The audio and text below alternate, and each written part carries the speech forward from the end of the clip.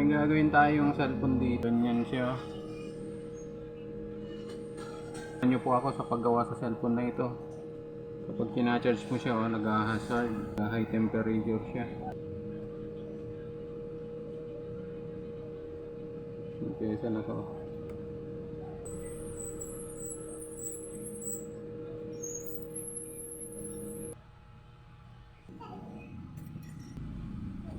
So hindi pa rin gumagana guys, kaya tanggalin na natin itong isa na to.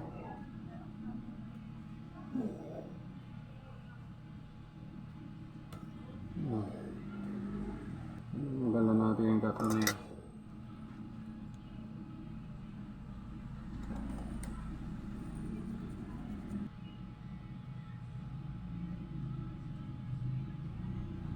Ayan na, okay na guys. Nag-charge na, talagang dun yung may problema dito sa ano na to.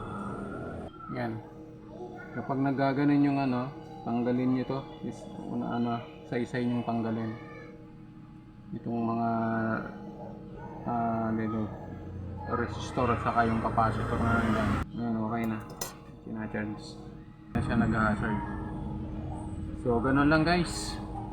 May sira pa palang isa. Ayusin na rin natin para isang bukasan lang. Baka tatanungin nyo, safe ba yon yung tinatanggal na ganun yung safe po yun. Kasi yung mga piyesa na yan ay umiinit na sila. Na-transfer na dun sa charging IC.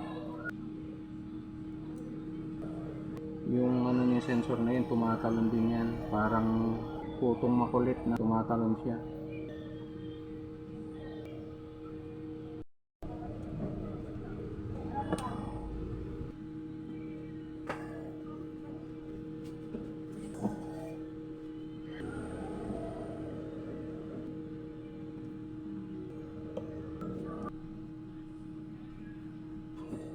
Yung switch niya. Nandiyan yung pambayad ko eh. Yung dito. Gcash. Kanina hindi, nag-ano lang. Nagtawag noon na, anong tawag doon job? Yung lumalabas yung battery na overheat. Nag-hazard siya. Tapos yung sa pag-charge konti, tapos mawala, gumaganong-ganon na siya.